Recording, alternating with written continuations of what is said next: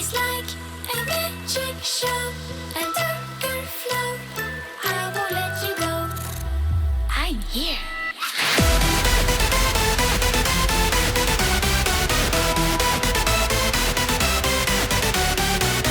Hey there, Creep fam, it's your girl Monica. I am back with look number 10 in our 13 Days of Halloween series, so welcome back. If you are new here, go ahead and subscribe to my channel. We do spooky stuff all the time. Also be sure to like, comment, and share this video if you enjoy it and maybe learn a little something. But yeah, without further ado, let's jump right into the look. I might not be able to tell right now, but I have a cold, so bear with me.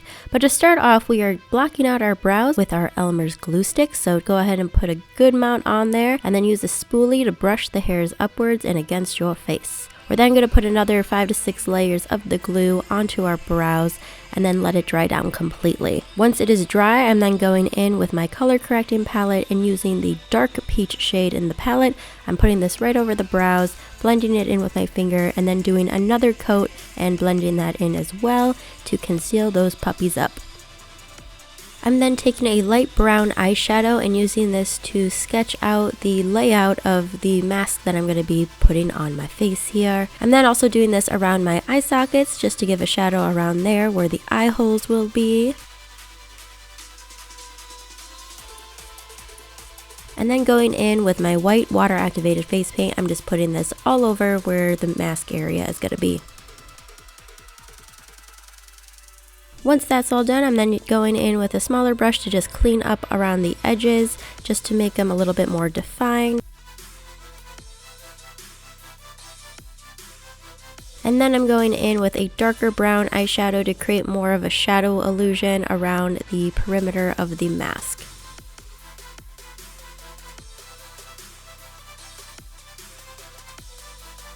Next, I'm using a black eyeshadow just to define the area around my eyes here, make it pop a little bit more, also making sure to blend in inside of the eye socket area where the shadows would be naturally, but I'm also making sure to kind of create almost a little bit of a cat eye effect just because that's the shape we're going to be going for with our kind of like eyeliner look today.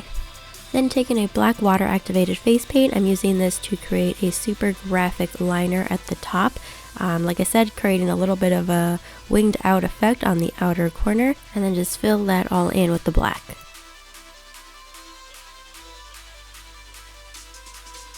Then using a fine paintbrush, I'm using this to start placing down some little lashes here. So go ahead and do these really like doll-like lashes on the bottom and the top. Once that's all done, we're then going to draw in our little eyebrows. So I'm kind of going for a more thin doll-like brow today, but you can do whatever you want. And then once we're done with that, I'm moving on to the lips and creating this really small centered doll lip by creating the shape with the black face paint, but then filling it in with a black lipstick. Next, I'm taking my Urban Decay Wired palette and using the bright pink shade in the palette. I'm using this to create some blush on my cheeks, just creating those little circular doll-like blush marks, I guess. Next, we're going to create a couple of cracks in our mask, so you can have really creative freedom with this however you want to do it. I'm just putting one on the lower half of my face here, and then another one on my cheek on the other side, and then just creating little lines going out from the breaking point essentially, just to create a little bit more of that shattered effect. Then go ahead and grab the rest of your costume together and you are all done. You are now the doll maker. Thank you guys so much for watching. As always, I really appreciate it. You creeps are the best. If you'd like, go ahead and check out the rest of the videos I have on my channel so far. We have 3 more looks after this before the season is over. So thank you guys for joining me so far on this little creepy journey. I hope you have a great rest of your day and I will catch you in the next video. Mwah!